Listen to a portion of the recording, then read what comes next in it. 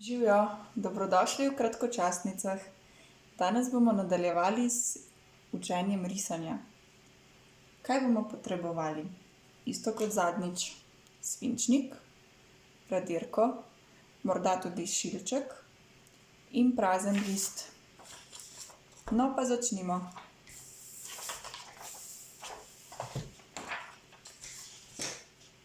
Zadnjič smo se učili, kako držati svinčnik.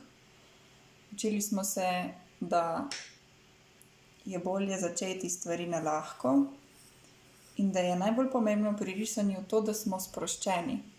Ni pomembno, če se večkrat zmotimo in zato narišemo več črt, ker jih potem lahko popravimo. S tem ni nič narobe. Potem smo se učili, kakšne vrste črt poznamo, kaj vse lahko naredimo s svinčnikom.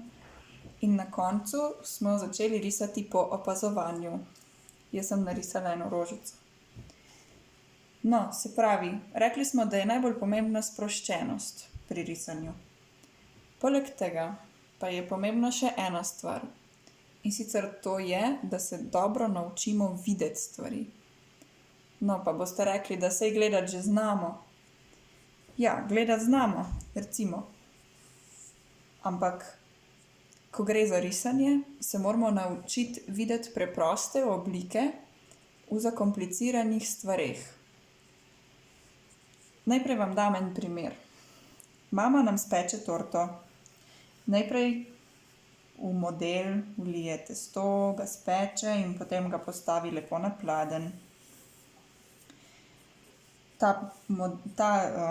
Prvi kos potem razreže, ga namaže, pa doda še enega, tako. Potem torto začne krasiti. Takole doda okraske, tako, doda svečke, pa doda mogoče še kakšno rožico, kakšen listek. Na vrhu pa doda smetano in češnjo. Tako. In potem to lepo položi na mizo pred nas. In katera stvar nam je na torti najbolj všeč? Ponavadi so to okraski in tale češnja čisto na vrhu torte. Ampak mama ne more začeti delati torto s češnjo, ne? Če bi začela torto delati s češnjo, pa z rožicami, pa z okraski in bi šele potem naredila testo, je ne bi mogla dobro skupaj spraviti, ne bi izgledala v redu.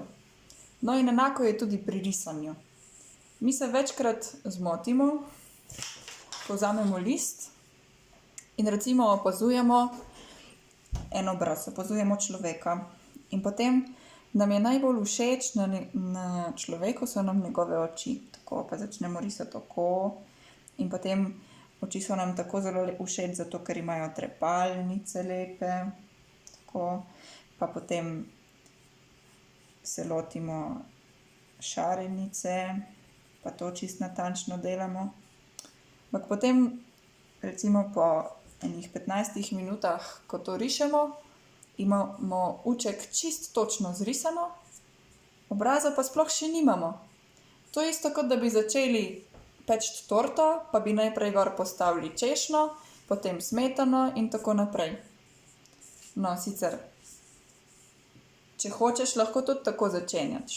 Ampak se mi zdi, da ti pomaga, če se naučiš videti v zakompliciranih stvareh preproste oblike. In to se bomo danes naučili.